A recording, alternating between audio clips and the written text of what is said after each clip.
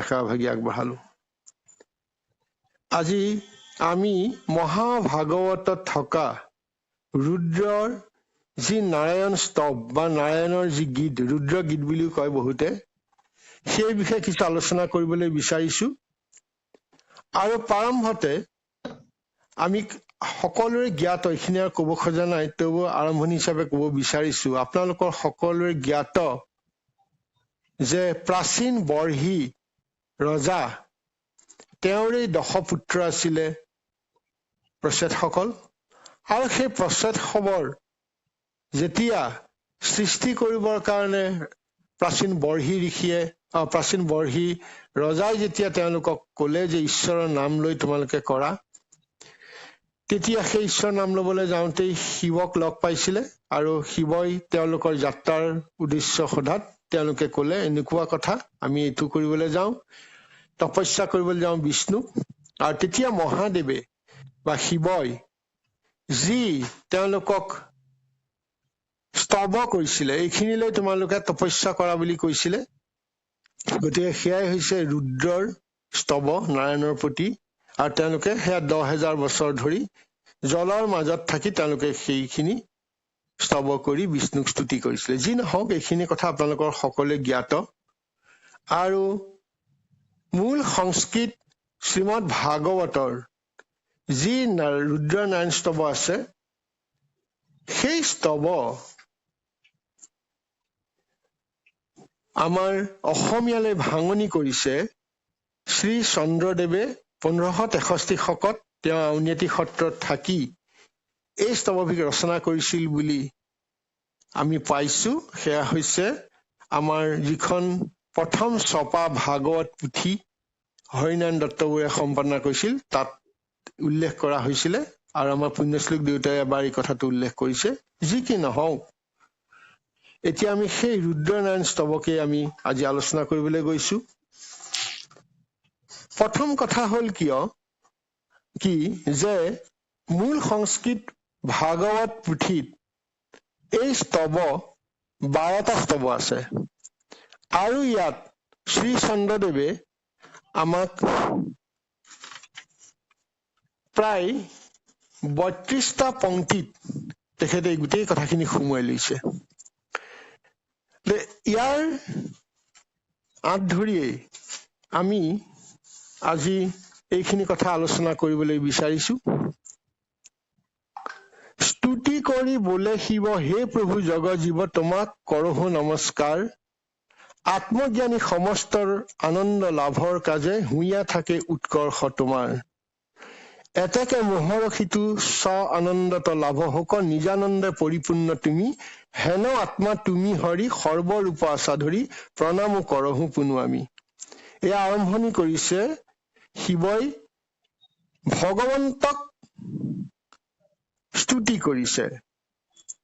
আৰু এই স্তুতি কৰোতে কি কৈছে, ভগৱন্তক শিৱই কি স্তুতি কৰিছে? তেওঁ পৰম বৈষ্ণৱ বুলি কোৱা যায় আৰু তেওঁ শ্ৰেষ্ঠ বৈষ্ণৱ বুলিও কয়। এতিয়া তেওঁ কি কৈছে, এই প্ৰথম যিখিনি আমি স্তুতি পালো, সেইখিনিয়ে আমি কি কৰিছে তাকে অকণমান আলোচনা কৰিব বিচাৰিছো আপোনাৰ সবৰ আগলৈ। প্ৰথম শ্লোকতে কৈছে, আত্মজ্ঞানী সমস্তৰ আনন্দ লভৰ কাজে, হুঁয়া থাকে উৎকৰ্ষ তোমাৰ। আৰু প্ৰথম শ্লোকটোতেই কৈছে আত্মবিদ্যাং নাথ, যাক কোৱা হয় আত্মজ্ঞানী নাথ। এই শ্লোকত সম্বোধন কৰিছে ঈশ্বৰক কি বুলি, যে আত্মজ্ঞানী সমস্তৰ। ইয়াৰ অৰ্থ হৈছে যে ঈশ্বৰ হৈছে আত্মজ্ঞানী সকলৰ প্ৰভু। আৰু এইটোৱে বুজাইছে যে যিজনে নিজৰ আত্মাক চিনি পাইছে, তেওঁ ঈশ্বৰকো চিনি পাইছে। আৰু নিজৰ আত্মাক চিনি পাবৰ কাৰণেই এটাই পথ আছে, সেয়া হৈছে ভকতি মাৰ্গ। যি মাৰ্গত আত্মাক অনুভৱ কৰিব পাৰি, আত্মাক বুজিব পাৰি। কেনেকে পাৰি? কেৱল ঈশ্বৰক উপাসনা কৰিলেই। যি পৰম ব্ৰহ্ম, পৰম সত্য, আৰু পৰম ব্ৰহ্মৰ যি অংশ আহি আমাৰ জীৱটোক চৈতন্য কৰিছে, জড় দেহাটোক, গতিকে সেই আত্মা, জীৱ আত্মাই সেই আত্মাক যেতিয়া প্ৰাৰ্থনা কৰিব, তেতিয়াই আমি আত্মাক চিনি পাম।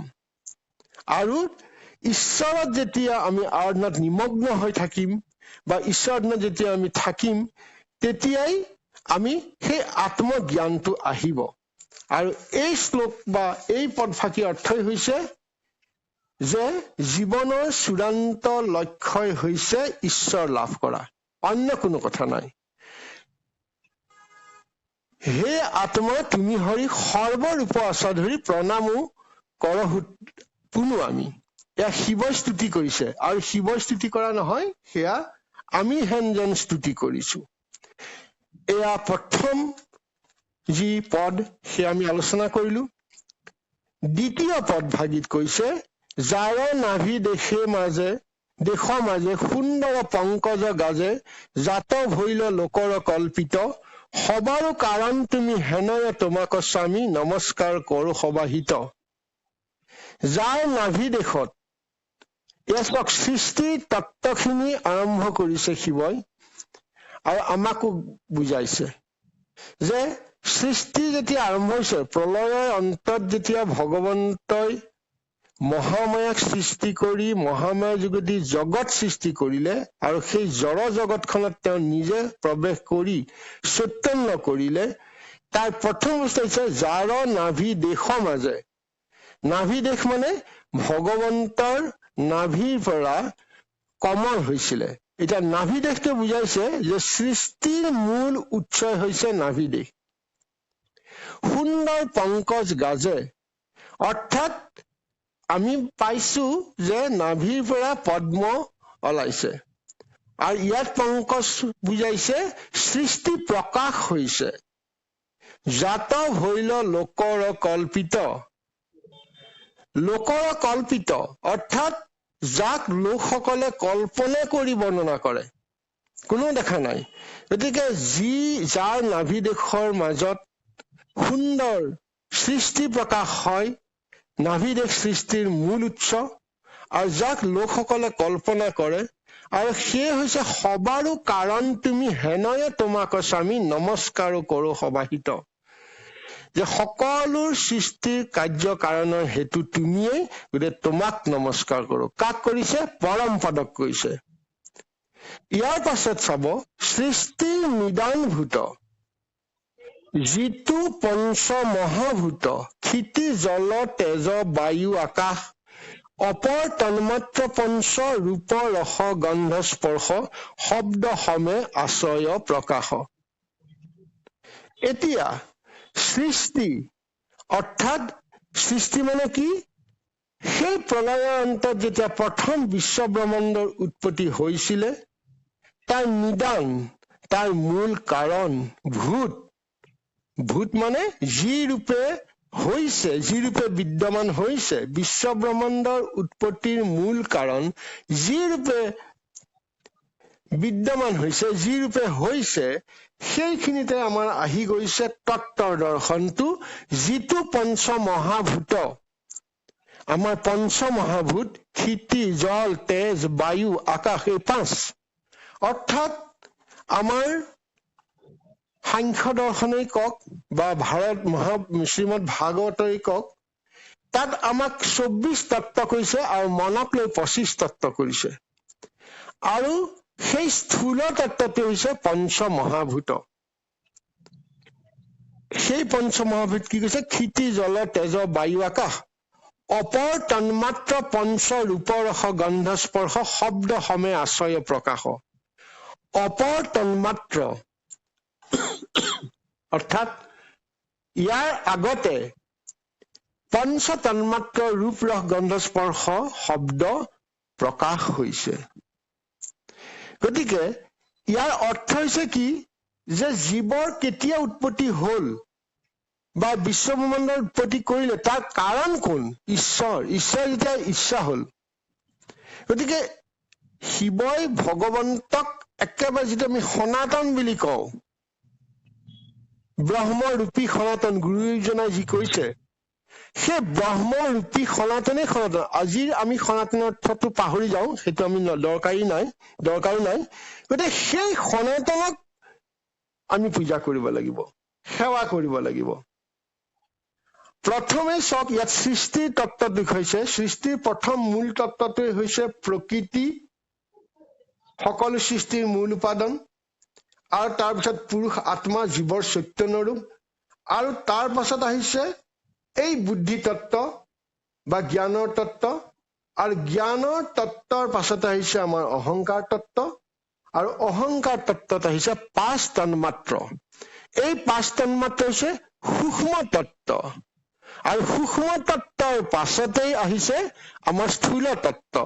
অৰ্থাৎ সৃষ্টি তৈয়াৰ হবৰ কাৰণে জীৱ বা এই আমাৰ এই বিশ্বখন তৈয়াৰ হবৰ কাৰণে এই উপাদানসমূহ, সূক্ষ্ম তত্ত্বৰ পাছত স্থূল তত্ত্ব আহিলে, আৰু তাৰ পাছত আহিলে আমি কলো যে পঞ্চ তন্মাত্ৰ আহিলে, তাৰ পাছত পঞ্চ মহাভূত আহিলে, আৰু তাৰ পাছত শ্ৰোত নেত্ৰ জীৱ ঘ্ৰাণ চৰ্ম সমেত জ্ঞানেন্দ্ৰিয়, 5 জ্ঞানেন্দ্ৰিয়, আকৌ গুজ্জ লিংগ পদ বাণী কৰ, গুজ্জ লিংগ পদ মুখ হাত, এই পঞ্চ কৰ্মেন্দ্ৰিয়, মন সমে একাদশ, তাৰপিছত আহিলে মনক লগাই পাছে পাছে 10 একে 11, তুমি সেই নিয়ন্তা সমস্তৰ।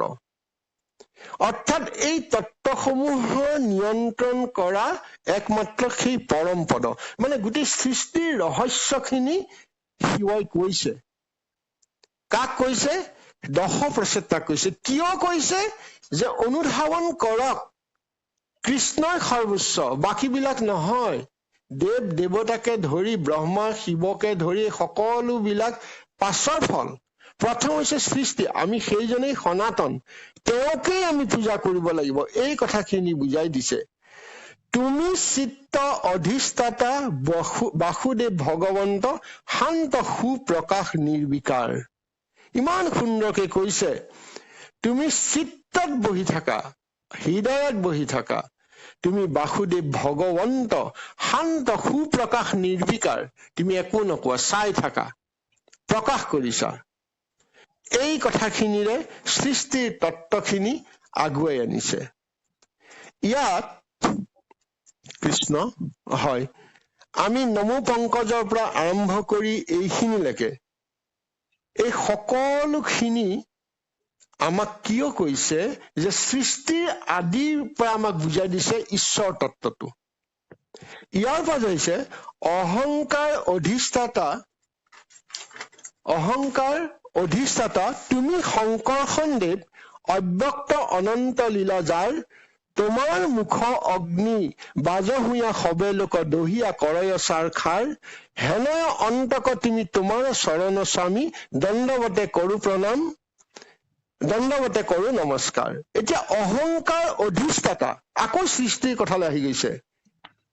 অহংকাৰ মানে কি? মই বুলি ভবা, যি নিজৰ অস্তিত্ব বোধ কৰে, সেয়া অহংকাৰ।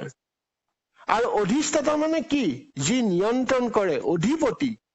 গতিকে অহংকাৰ তত্ত্বৰ অধিপতি কোন? অহংকাৰৰ অধিষ্ঠাতা তুমি শংকৰখন দেৱ।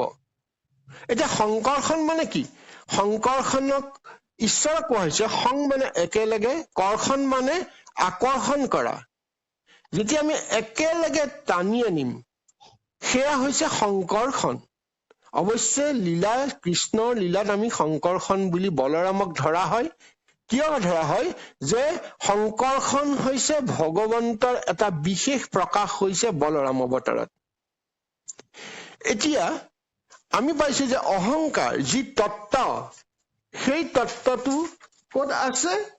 যে বুদ্ধি তত্ত্বৰ পাছত মহতত্ত্বৰ পাছত অহংকাৰ আহিছে, আৰু অহংকাৰ পাছতেই পঞ্চ তন্মাত্ৰ আৰু পঞ্চভূত সূক্ষ্ম আৰু স্থূল আহিছে। এতিয়া অহংকাৰ তত্ত্বৰে গঠিত হৈছে আমাৰ উপাদানসমূহ, আৰু ইয়াৰ অহংকাৰ তত্ত্বত যিটো মই বুলি ভাৱ আছে মানুহৰ মাজত বা জীৱৰ মাজত আছে, তাক দূৰ কৰিব পাৰি ভক্তি আৰু জ্ঞানৰ দ্বাৰা। আমি যি শক্তিৰে, যি অহংকাৰ শক্তি আমি জ্ঞান নিয়ন্ত্ৰণ কৰো, সেইটো সাত্বিক। যি অহংকাৰ দ্বাৰা আমি ক্ৰিয়া বা কাৰ্য কৰো, সেয়া ৰাজসিক। আৰু পঞ্চ তন্মাত্ৰৰ পঞ্চভূতৰ হৈছে তামসিক অহংকাৰ। গতিকে সেই অহংকাৰৰ অধিষ্ঠাতা হৈছে শংকৰদেৱ। তুমি টানি ল'ব পাৰা, যদি তোমাক ভাবো তুমি আমাক লৈ ল'ব পাৰা। তোমাৰ মুখৰ অগ্নি বাজ হুঁয়া হবে, দহিয়া কৰয় চাৰখাৰ। এয়া হৈছে প্ৰলয়ৰ কথা। সৃষ্টিৰ পাছত প্ৰলয়লৈকে গৰাকী পৰম ব্ৰহ্ম। আপোনালোকে সকলো যেনে প্ৰলয় কালত তপ্ত শিখাত দগ্ধ হৈ সকলোখিনি ছাই হৈ যায়। হেনয় অন্তক তুমি তোমাৰ চৰণে স্বামী দণ্ডৱতে কৰো নমস্কাৰ। এই বিশেষণেৰে বিভূষিত কৰিছে পৰম ব্ৰহ্মাত, যে শেষত তুমি, অন্তত তুমি, সৃষ্টিত আদিত তুমি, অন্তত তুমি। আৰু সেইজন স্বামীক আমি দণ্ডৱতে, একেবাৰে দণ্ডডালৰ নিচিনাকে পৰি আমি শৰণাগতি হৈছো, তোমাক নমস্কাৰ কৰিছো। এয়া আমাৰ ভগৱন্ত পৰম পদক স্তুতি কৰিবলৈ প্ৰচেতকসকলক শিৱই শিকাইছিলে। ইয়াৰ পাছত চাওঁ, বুদ্ধি অধিষ্ঠাতা দেৱ প্ৰণামহু প্ৰদ্যুন্মক, জাতহন্তে বিশ্বক জানয়, ইন্দ্ৰিয় প্ৰধান মন তাৰ অধিষ্ঠাতা তুমি, নমো অনিৰুদ্ধ কৃপাময়। এতিয়া বুদ্ধিৰ অধিষ্ঠাতা দেৱ প্ৰদ্যুম্ন মই প্ৰণাম কৰো, আৰু তেওঁৰ কৃপাৰ দ্বাৰাই বিশ্বক বুজিব পাৰি, জানিব পাৰি। জাতহন্তে বিশ্বক জানয়, অৰ্থাৎ প্ৰদ্যুম্ন হৈছে ভগৱন্তৰ এটা ৰূপ। আমি চতুৰ্ভুজৰ ৰূপ বুলি আমি ভাগৱতত পাইছো। ভগৱানৰ 4টা ৰূপ আছে। সেইকেইটা হৈছে বাসুদেৱ, যি পৰম চেতনৰ তত্ত্ব, শংকৰখন এটা 4 ৰূপৰ এটা অহংকাৰ তত্ত্ব, প্ৰদ্যুম্ন বুদ্ধি তত্ত্ব, আৰু অনিৰুদ্ধ হৈছে মনৰ তত্ত্ব। ইয়াত সেইটোৱে কৈছে যে বুদ্ধি অধিষ্ঠাতা দেৱ প্ৰণামহু প্ৰদ্যুন্মক, বুদ্ধিৰ অধিষ্ঠাতা দেৱ, অৰ্থাৎ প্ৰদ্যুম্ন হৈছে বুদ্ধি তত্ত্ব। আমাৰ 4 তত্ত্ব আছে। ভগৱন্তে 4 ৰূপে, 4 তত্ত্বৰ ৰূপে থাকে। বাসুদেৱ চিত্ত, পৰম চেতনাৰ তত্ত্ব, শংকৰখন আমি আগতে কৈছো অহংকাৰ তত্ত্ব, প্ৰদ্যুম্ন বুদ্ধি তত্ত্ব, আৰু অনিৰুদ্ধ মনৰ তত্ত্ব। গতিকে বুদ্ধিৰ অধিষ্ঠাতা দেৱ প্ৰণামহু প্ৰদ্যুন্মক, জাতহন্তে বিশ্বক জানয়, আৰু যাৰ পৰা বিশ্বক বুজিব পাৰি। ঈশ্বৰে যদি বোধ শক্তি নিদিয়ে আমি বিশ্বক বুজিব নোৱাৰো। ইন্দ্ৰিয় প্ৰধান মন, আমাৰ ইন্দ্ৰিয়সকলৰ কোনে কৰে? মনে কৰে। আমাৰ একাদশ মন আছিলে ইন্দ্ৰিয়ৰ, পঞ্চ ইন্দ্ৰিয়, জ্ঞানেন্দ্ৰিয় আৰু কৰ্মেন্দ্ৰিয়ৰ লগত মন যোগ হৈ 11 হৈছে। গতিকে সেই ইন্দ্ৰিয় প্ৰধান মন, তাৰ অধিষ্ঠাতা তুমি, নমো অনিৰুদ্ধ কৃপাময়। সেই চতুৰ্বাহু বা চতুৰূপৰ অনিৰুদ্ধক মই কৃপা কৰিছো। এই পৰম ব্ৰহ্মক বিভিন্ন তেওঁ যিবিলাক কাৰণ বা যিবিলাক কাৰ্য, এই নামেৰে বিভূষিত কৰি শিৱই কৈছে, তুমি দেৱ সূৰ্য ৰূপী, তেজে আছে ব্যাপী, বিশ্বব্যাপী, ক্ষয় বৃদ্ধি নাহিকে তোমাৰ, স্বৰ্গ মুখ্য দ্বাৰ তুমি, সমস্তৰে অন্তৰ্যামী, সদাময়ী কৰো নমস্কাৰ। তুমি দেৱ সূৰ্য ৰূপী। গতিকে সূৰ্য যিমান প্ৰখৰ, সূৰ্যৰ যি প্ৰাবল্যতা আছে, আৰু সেই প্ৰাবল্যতাৰ সমান হৈছে তুমি। আৰু তোমাৰ তেজ অৰ্থাৎ তোমাৰ শক্তি গোটেই বিশ্বখনক ব্যাপী আছে। সমগ্ৰ ইউনিভাৰ্চখনত, অকল পৃথিৱীয়ে নহয়, সমস্ত বিশ্ব ব্ৰহ্মাণ্ডখন ব্যাপী আছে। ক্ষয় বৃদ্ধি নাহিকে তোমাৰ পৰম পদৰ কেতিয়াও লয় নহয়, কেতিয়াও ক্ষয় নহয়, বাঢ়ি নাযায়। এটাই সেই জ্যোতিপিণ্ড, সেই পৰম শক্তি বাঢ়িবও নোৱাৰে, টুটিবও নোৱাৰে, এটা ধ্ৰুৱ। স্বৰ্গ মুখ্য দ্বাৰ তুমি স্বৰ্গলৈও দিব পাৰা, তুমি একেবাৰে তোমাক বিলীন কৰি মুখ্য প্ৰাপ্তিটোও কৰিব পাৰা, আৰু সমস্তৰে অন্তৰ্যামী, সকলোতে থাকা কিন্তু দেখা নিদিয়া। এইজনক সদা মই কৰো নমস্কাৰ। শিৱই নমস্কাৰ কৰিছে। ইয়াৰ পাছত আহিছে, নমো অগ্নিৰূপী হৰি, আচাহা বিস্তাৰ কৰি, চতুৰ্হোত্ৰ কৰ্মৰ সাধন, দেৱতা পিতৃ তুমি, অন্নৰূপী তুমি সাম, বেদৰ ঈশ্বৰ নাৰায়ণ। এতিয়া নমো অগ্নি ৰূপী হৰি আশাহা বিস্তাৰ কৰি চতুৰ্ভূত কৰ্মৰ সাধন, অৰ্থাৎ কৰ্ম মাৰ্গত যি চতুৰ্ভূত বুলি কোৱা যায়। চতুৰ্ভূত মানে কি? কৰ্মৰ মাৰ্গৰ যজ্ঞত যেতিয়া অগ্নি পূজা কৰে তেতিয়া আমাৰ 4জন পুৰোহিত থাকে। চতুৰ্ভূত মানে যজ্ঞ কৰা পুৰোহিত 4জন থাকে, চতুৰ্ভূত থাকে। আৰু সেই চতুৰ্ভূত পুৰুষীৰ কাম কি? এজনৰ কাম কৰা যজ্ঞ সম্পাদন কৰা, এজনৰ কাম হল সামবেদৰ গীত গোৱা, এজনৰ কাম হল সমগ্ৰ যজ্ঞ চোৱা, আৰু এজনৰ কাম হল ঋগ্বেদৰ স্তুত গোৱা। এই কৰ্ম মাৰ্গৰ বস্তু, তাত চতুৰ্বৰ্গ কৰ্ম সাধন হয়। আৰু বৈদিক যজ্ঞত যি 4জন পুৰোহিত থাকে, 4জন পুৰোহিতে যি কাম কৰে সেই কাম নাম কীৰ্তন কৰিলে ভকতি মাৰ্গৰ যোগেদি সকলো যজ্ঞৰ ফল পায়। আমি আগতে কৈছো যে যজ্ঞ এটা প্ৰতীক, যজ্ঞ প্ৰতীক। যজ্ঞ আমাৰ দেহটো যজ্ঞৰ মণ্ডপ, আমাৰ ইন্দ্ৰবোৰ যজ্ঞৰ উপকৰণ। গতিকে আমি যদি ঈশ্বৰৰ নামেৰে যদি দেহৰ ইন্দ্ৰবিলাক যদি ঈশ্বৰৰ নামত লগাই দিওঁ সেই যজ্ঞ। কিন্তু প্ৰতীক ৰূপত কৰ্ম মাৰ্গত যি যজ্ঞ কৰে, চতুৰ্ভূত কৰ্ম যি সাধন কৰে, সেইখিনি হৈছে গোটেই কামখিনি হৈছে ঈশ্বৰ সাধন। গতিকে আমি যজ্ঞ নকৰি যদি নাম গাওঁ, ঈশ্বৰ নাম গুণানে কীৰ্তন কৰো, তেতিয়াই আমি যজ্ঞ কিয় কৰো? কিবা এটা ফলৰ কাৰণে। আমি সেই ফল পাম যি সাধনৰ যোগেদি আমাৰ ছিদ্ৰ নাথাকে, নিষিদ্ধ। এই ইয়াত অনেক ছিদ্ৰ আছে, স্থান কাল পাত্ৰ দেশ, এই নিয়ম সংযম সদাচাৰ এই সকলোখিনি থাকে। নমো অগ্নিৰূপী হৰি, সেইকাৰণে কৈছে যে অগ্নিক ঈশ্বৰ বুলি ভাবি লৈ যি ফল কৰা হয় সেই আমি নামেৰেই কৰিব পাৰো। দেৱতা পিতৃ তুমি, ইয়াৰ পাছতেই কৈছে যে দেৱতাসকলক কোনে সৃষ্টি কৰিছে? ভগৱন্তই। অন্ন ৰূপী তুমি খাম। এতিয়া অন্নই বুজাইছে যে সকলো জীৱৰেই জীয়াই থকাৰ এটা শক্তি আছে, আমি মূল খাদ্য আছে, সেইটোক অন্নৰে বুজা হৈছে। অৰ্থাৎ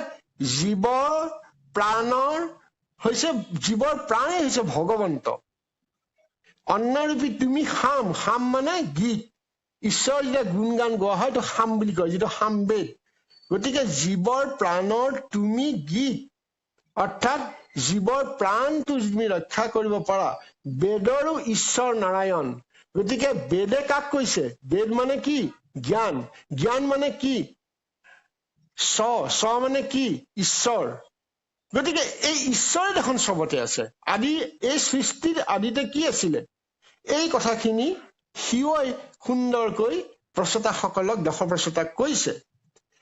নমো জল ৰূপী দেৱ, জীৱৰ তৃপ্তিদাতা, পৃথিৱী স্বৰূপ তুমি হৰি, যি হব প্ৰাণীৰ আত্মা তাহাম্বাৰ দেহৰূপ, বিৰাট মূৰ্তিক আশা ধৰি। ইমান সুন্দৰ যে তুমি এই সৃষ্টি কৰিছা, জল সৃষ্টি কৰিছা, জীৱৰ তৃপ্তিদাতা। এতিয়া জীৱৰ তৃপ্তি মানে কি? জীৱ মানে কি? আত্মাৰ। গতিকে আত্মাক তৃপ্তি কিয়ে দিছে? আত্মাক তৃপ্তি ক্ষুধা তৃষ্ণা লোভ মোহ এইবিলাক আত্মাৰ তৃপ্তি নহয়, এইবিলাক দেহৰ তৃপ্তি। আৰু সেই তৃপ্তি আমাক ছয় উমি কৰি দেহটোক অপকাৰ কৰে, দেহটোক ক্ষুধা বঢ়ায়, দেহটোক কামনা বাসনাত নিয়ে। কিন্তু আত্মাৰ তৃপ্তি সাধন কৰিবৰ কাৰণে ঈশ্বৰৰ নাম লব লাগিব, আৰু ঈশ্বৰেই আত্মাৰ পৰম বন্ধু। আৰু ঈশ্বৰৰ যেতিয়া নাম লব তেতিয়া আত্মাৰ তৃপ্তি হয়। আৰু সেই ৰূপে তুমি পৃথিৱী স্বৰূপ তুমি হৰি। পৃথিৱী স্বৰূপ অৰ্থাৎ পৃথিৱী যি ধাৰণ কৰিছে, যত জীৱবিলাকে ধাৰণ হৈ আছে, তাৰ তুমিয়ে ভগৱন্ত। যি হব প্ৰাণীৰ আত্মা তাহাম্বাৰৰ দেহৰূপ, যে যিমান প্ৰাণী দেখিছো, গাৱে অংশ জীৱ অংশে ভগৱন্ত সোমাইছে কাৰণে আমি চৈতন্য হৈছো। আৰু ধৰি গোটেই বিশ্ব ব্ৰহ্মাণ্ডখনকেই বিৰাট মূৰ্তি। বিৰাট মূৰ্তি মানে কি? আমি সমগ্ৰ বিশ্ব ব্ৰহ্মাণ্ডখনত আমি ভগৱানৰ বিশাল ৰূপ আমি ভাবো। কেনেকে ভাবো? যে পৃথিৱীখন তেওঁৰ পদ, আকাশখন তেওঁৰ দেহ, সূৰ্য চন্দ্ৰ তেওঁৰ চকু, বায়ু প্ৰাণ আৰু নদীবিলাক নাৰী। এনেধৰণে আমি কল্পনা কৰি লওঁ বিৰাট পুৰুষ বুলি যিটো কোৱা হয়, একেবাৰে স্বৰ্গ মৰ্ত্যপালত তিলোক ভৰি আছে। তাৰ পাছতে কৈছে ত্ৰৈলোক্য মোহন কৰ্তা প্ৰণামো বায়ুৰ মূৰ্তি, তেজ প্ৰাণ বল ৰূপ তুমি। ত্ৰৈলোক্যৰ মোহন, এই যে বিৰাট ৰূপটো আছে, সেই বিৰাট ৰূপটোৱে ত্ৰৈলোক্য মানে ত্ৰিজগতক যি মোহিত কৰিব পাৰে, আৰু তেওঁৱেই তুমি ভগৱান। প্ৰণাম বায়ুৰ মূৰ্তি। এতিয়া বায়ুৰ মূৰ্তি মানে ভগৱন্তক কিয় বায়ুৰ মূৰ্তি বুলি কৈছে? বায়ুৰ প্ৰকাশ, যে বায়ু যেনেকে ব্যাপী থাকে গোটেই বিশ্ব ব্ৰহ্মাণ্ডত, ঈশ্বৰ পৰম পদ ব্যাপী আছে। তেজ প্ৰাণ বল ৰূপ তুমি, এই সকলোৰে তেজ শক্তি প্ৰাণ বল ৰূপ তুমিয়েই আদি, তুমিয়েই অন্ত, তুমি মাত্ৰ মৰ্ত, তুমি সকলো, তোমাৰ বাহিৰে একো নাইকিয়া। ইমান সুন্দৰকৈ শিৱই ভকতি মাৰ্গটো দিছে, ইয়াত কোনো অন্য কথা চিন্তা কৰিব নালাগে। সেই সময়তে আদি যুগতেই হওক বা সেই যুগতেই হওক ঈশ্বৰৰ প্ৰতিপন্ন কৰিছে, আৰু সেইকাৰণে কোৱা হয় যে ভকতি মাৰ্গ যুগে যুগে আছে, আৰু যুগে যুগে সদায় ভকতি মাৰ্গেই শ্ৰেষ্ঠ। বেলেগ বেলেগ যুগত দুজা হৈছে কিবা কাৰণত, কিন্তু ভকতি মাৰ্গক কেতিয়াও পিছ পেলাব পৰা নাই। এতিয়া আমি চাওঁ অৰ্থৰ জ্ঞাপক তুমি আকাশৰ ৰূপ, বাহিৰে ভিতৰে তুমি স্বামী। এতিয়া অৰ্থ মানে কি? মিনিং, আচল অৰ্থ কি? সত্য। অৰ্থ মানে সত্য। সত্য কি? পৰম ব্ৰহ্ম। আৰু জ্ঞাপক মানে বুজাই দিছা, জ্ঞান দিছা। আচল সত্য তুমিয়েই দিছা, অৰ্থৰ জ্ঞাপক তুমি আকাশৰ ৰূপ, বাহিৰে ভিতৰে চুমি। তুমি বাহিৰতো আছা, ভিতৰতো আছা, হৃদয়তো আছা, হৃদয়ৰ বাহিৰত সকলোতে আছা। তুমি পুণ্যলোক স্বৰ্গ, তুমি মহাজ্যোতি ৰূপ, প্ৰবৃত্তি নিবৃত্তি কৰ্ম তুমি। এই সকলো প্ৰবৃত্তি নিবৃত্তি যিমানবিলাক কাম আছে, এইখিনি কথা আপোনালোকৰ সকলোৱে জ্ঞাত, যে যদি স্বৰ্গ পাব লাগে, পুণ্যলোক পাব লাগে, এই সকলোতে তুমি আছা, আৰু তুমি জ্যোতি ৰূপে আছা। তোমাৰ কোনো আকাৰ অৱয়ব নাই, তোমাৰ শক্তি সকলোকে দিছে নিৰ্বিকাৰ হৈ। সেয়া পৰম পদে পৰম ব্ৰহ্মই যি সময়ত সৃষ্টিৰ মূল তেওঁৰ প্ৰকাশ আছিলে, সেই কথাখিনি কোৱা আছে। যি দুই কৰ্মৰ ফলে পিতৃ দেৱলোকী প্ৰাপ্তি হেনয় তোমাক নমো আমি। যে যি কামৰ কাৰণে পিতৃলোক পায়, দেৱলোক পায়, যি দুই কৰ্মৰ ফল, প্ৰবৃত্তি নিবৃত্ত কৰ্ম তুমি বুলি কৈছে, গতিকে সেই কাৰণবিলাকক তুমি, আকৌ অধৰ্মৰ ফলস্বৰূপ তোমাক প্ৰণাম কৰো, তুমি মৃত্যুৰূপ দুখপ্ৰদ, তুমি প্ৰভু সৰ্বদাতা, সৰ্বকৰ্ম ফলদাতা, নমস্কাৰ কৰো তজুপদ। গতিকে অধৰ্ম কৰিলে, অৰ্থাৎ ঈশ্বৰমুখী নহলে তাৰ কি ফল হয়, সেয়াও তুমি নিৰ্ধাৰণ কৰি থৈছা। তুমি মৃত্যুৰ ৰূপত আহিব পাৰা। তুমি মৃত্যুৰ হলে কি দুখৰ হয়, এই গোটেই কাৰণবিলাক হৈছে সৰ্বফলৰ দাতা, সৰ্বকৰ্মৰ দাতা, সৰ্বকাৰণৰ দাতা তুমিয়েই। সেইজনক শিৱই নমস্কাৰ কৰিছে। সেই তত্ত্বটো উপলব্ধি কৰাইছে এই প্ৰচেতসকলক, দশপ্ৰচেতক। কাৰণ তেওঁলোকে কৈছিলে যে তুমি সৃষ্টি কৰিব লাগিব। প্ৰাচীন বৰ্হিয়ে তেওঁলোকক নিৰ্দেশ দিছিলে। আৰু প্ৰাচীন বৰ্হিয়ে কিয় নিৰ্দেশ দিছিলে? প্ৰাচীন বৰ্হিয়ে এগৰাকী অত্যন্ত যজ্ঞ কৰা নাছিলে। প্ৰাচীন বৰ্হিৰ নামটো সেইকাৰণে আছিলে প্ৰাচীন বৰ্হি। প্ৰাচীন মানে পূব দেশলৈ, বৰ্হি মানে কুশ। যে পূবলৈ কুশৱান পাৰি তেওঁ যজ্ঞ কৰি, যেতিয়া তেওঁ যজ্ঞ কৰি বিভিন্ন পশু নিধন কৰিছিলে, তেওঁ নাৰদে ভয় খাইছিলে যে এইটো কি কৰি আছে, সেই তেওঁক বুজাইছিলে। আৰু আপোনালোকৰ জ্ঞাত পুৰঞ্জন উপাখ্যানৰ যোগেদি তেওঁক বুজাইছিলে ভকতি মাৰ্গত, আৰু তেওঁ ভকতি মাৰ্গলৈ গুচি আহিছিলে। আৰু আহি তেওঁ সেই দশপ্ৰচেতা অৰ্থাৎ তেওঁৰ পুত্ৰ দশক তেওঁক জ্ঞান দিছিলে যে তহঁতি সৃষ্টি কৰিব লাগিব, আৰু সৃষ্টি কৰিবৰ কাৰণে তহঁতি ঈশ্বৰ বিষ্ণুক ভাবিব লাগিব, পৰম পদক ভাবিব লাগিব। এই যে নিৰ্দেশনা দি তেওঁলোক গৈছিলে, সেই সময়ত শিৱই এই কথাখিনি কৈছিলে। গতিকে এই কথাখিনি এয়া ভগৱন্তৰ লীলা, যে শিৱ এজন মহাবৈষ্ণৱ ভগৱন্তৰ, তেওঁ হতুৱাই ভগৱন্তৰ গোটেই লীলাখিনি পৰম সেই আদি যুগত সৃষ্টিৰ প্ৰাৰম্ভণিতেই এই ঘটনাটো ঘটিছে। আৰু সেই সময়তে সৃষ্টিৰ সম্পূৰ্ণ তথ্য মহাদেৱে বা শিৱই এই প্ৰচেতাসকলক কৈছে, আৰু সেইখিনি আমাক বুজাইছে যে সমস্ত সৃষ্টিৰ তত্ত্বটো কি। মহাধৰ্ম ৰূপী তুমি শ্ৰীকৃষ্ণ আকুণ্ঠ বৃদ্ধি, তুমি দেৱ পুৰুষ পুৰাণ। তুমি ধৰ্মই নহয়, মহাধৰ্ম। আৰু মহাধৰ্ম হৈছে কৃষ্ণৰ নাম গুণানুকীৰ্তন কৰা। শ্ৰীকৃষ্ণ আকুণ্ঠ বৃদ্ধি, অকুণ্ঠ বৃদ্ধি।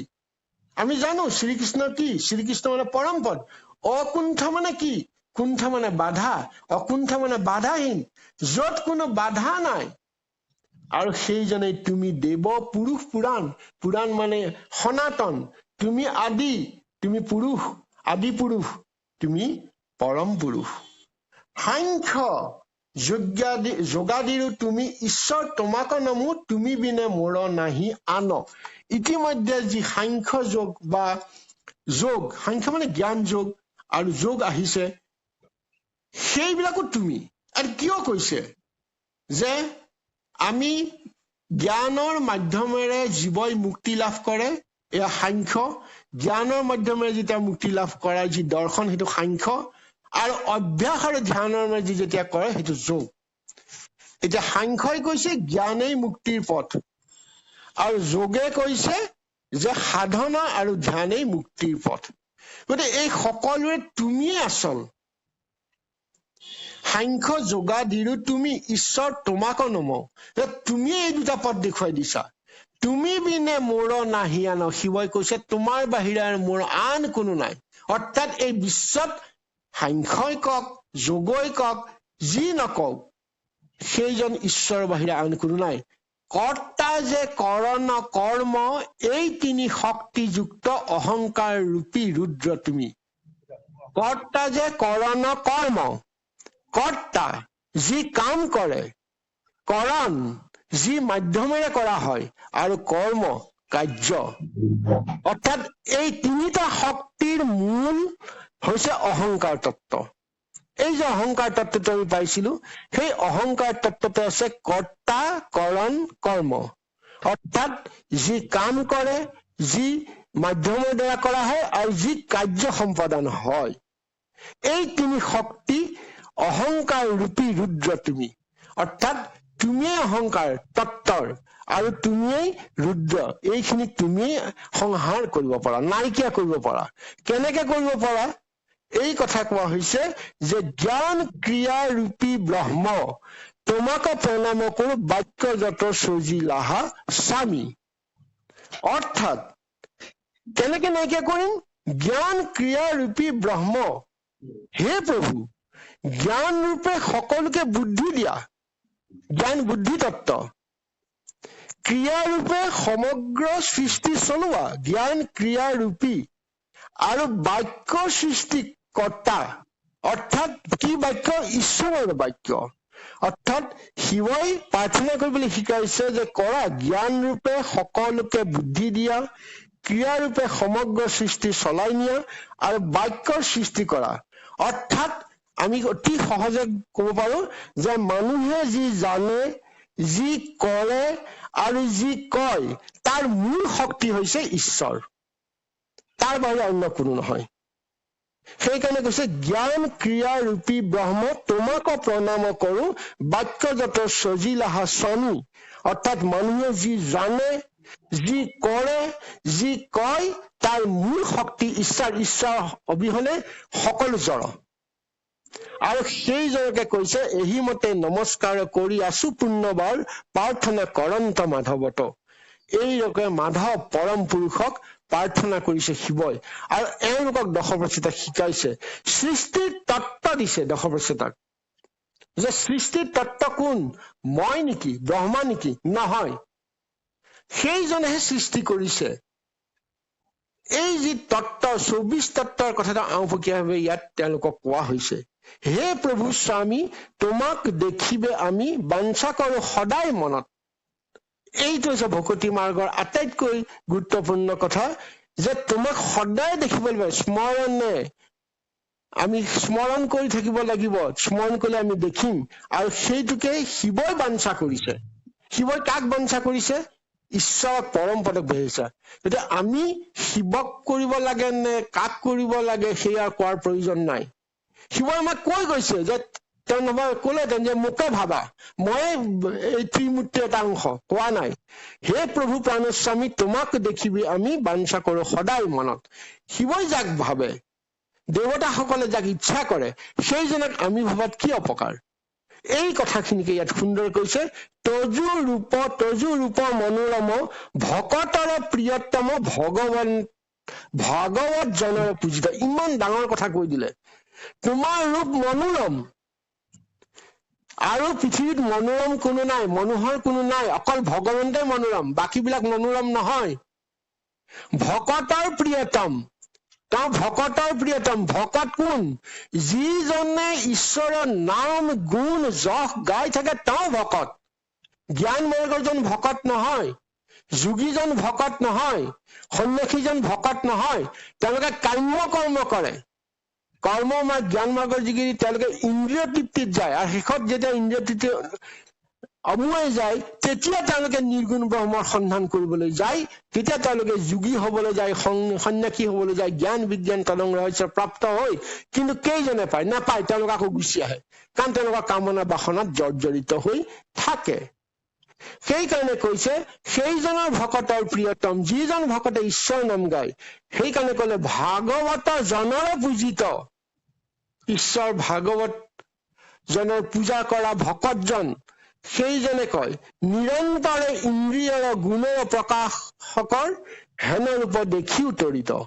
যে সেই ৰূপ তৰিত হৈ যাবৰ কাৰণে নিৰন্তৰে যি ইন্দ্ৰিয়ৰ গুণ প্ৰকাশ কৰিছে, এই যে আমি ইন্দ্ৰিয়বিলাকক কলো, তত্ত্বসমূহ কলো, সেই গুণ কিয় প্ৰকাশ কৰিছে? সেই তত্ত্বসমূহে কি কৈছিলে? যে আমি প্ৰকাশ কৰিব নোৱাৰো। ভগৱন্ত তত্ত্বই কৃষ্ণক স্তুতি কৰিছিলে, পৰম ব্ৰহ্মক স্তুতি কৰিছিলে যে আমাক কি কৰিব লাগে কোৱা, আমি একো কৰিব পৰা নাই।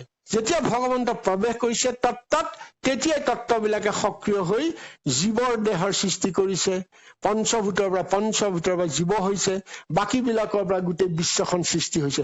এতিয়া সৃষ্টিৰ মূল শক্তি কোন? ঈশ্বৰ, পৰম পদ ব্ৰহ্ম। এই কথাখিনিকে আমি ৰুদ্ৰনাৰায়ণ স্তৱ আমি ভাগৱতত পাইছো। ভাগৱতত মূল সংস্কৃতত 12টা আছিলে, বৰ কঠিন হয়। সেইকাৰণে আমাক অসমীয়াত আমাৰ নিজৰ ভাষাত বুজিব পৰাকৈ এইখিনি আমাক ৰচনা কৰা হৈছে, বা আমি বুজিবলৈ চেষ্টা কৰিছো। গতিকে এইখিনি হৈছে ৰুদ্ৰনাৰায়ণৰ স্তৱ। ইয়াৰ পাছত যি আমাৰ দুলৰী চন্দত আছে, সেইখিনি আমি ভাগৱতত ঈশ্বৰৰ ৰূপটো, যি ৰূপেৰে ঈশ্বৰক ভাবি পাৰি সেই ৰূপ দিছে।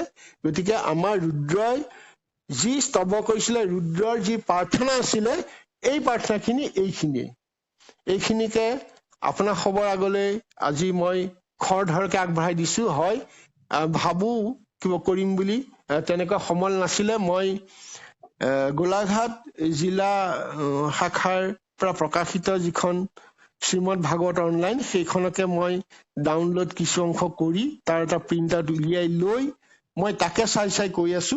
মই অলপ অসুবিধাজনক পৰিস্থিতিত থাকিব লগা হল। অপৰাধী মই তেনেকে হেৰি কৰিব পৰা নাই, অধ্যয়নো কৰিব পৰা নাই। যি জানো তাৰে আপোনাৰ খবৰ আগত কবলৈ প্ৰয়াস কৰিছো। গতিকে এইখিনিকে আপোনাৰ খবৰ আগলৈ ভুলে শুদ্ধই আগবঢ়াই দিলো। বাক্য বচনত আমাৰ কথন মথনত অনেকখিনি ভুল ত্ৰুটি হৈছেই, নোহোৱাকে থকা নাই। আপোনাৰ সব কোন আছে মই ধৰিবও পৰা নাই, কাৰণ মই কনফাৰেন্স কলত কৰিব লগা হৈছে। যি নহওক, আপোনালোক খবৰ আটাইলৈ মই হব পৰা ভুল ত্ৰুটি কৰা অপৰাধখিনি মাৰ্জনা বিনাইছো। অপৰাধ বিনাশন তজু নাম নাৰায়ণ, জানি নামে পকিলো শৰণে, আনৰ গতি নাহিকে মনে, অপৰাধ ক্ষমা কৰি তুমি দয়াশীল হৰি মুখ ৰক্ষা কৰিছনে। শ্ৰীমন্ত শংকৰ হৰি ভকতৰ জনায় যেন কল্পতৰু, তাহান্ত বিনাই নাই নাই নাই আমাৰ পৰম গুৰু, আমাৰ পৰম গুৰু। এইখিনি কথাকে আপোনাৰ খবৰ আগলৈ অৱগত কৰিলো, সেৱা ধৰিলো। আমাৰ যদি ভুল ত্ৰুটি নোহোৱাকে থকা নাই হৈছে, সেইখিনি আপোনাৰ সবে আঙুলিয়াই দিব আৰু শুধৰাই লব। আৰু আঙুলিয়াই দিলে আমি কৃতাৰ্থ হম, সেইখিনি আমি শুধৰণি কৰিবলৈ এটা সুবিধা পাম। যি নহওক, এইখিনিৰে মই আপোনাৰ খবৰ চৰণলৈ সেৱা আগবঢ়াই মই যিখিনি কম বুলি ভাবিছিলো সেইখিনিকে কলো। কৃষ্ণ কৃষ্ণ মাধৱ মাধৱ, সবৰ চৰণলৈ সেৱা ভাগি আগবঢ়ালো। কৃষ্ণ কৃষ্ণ মাধৱ মাধৱ। হয়, আমি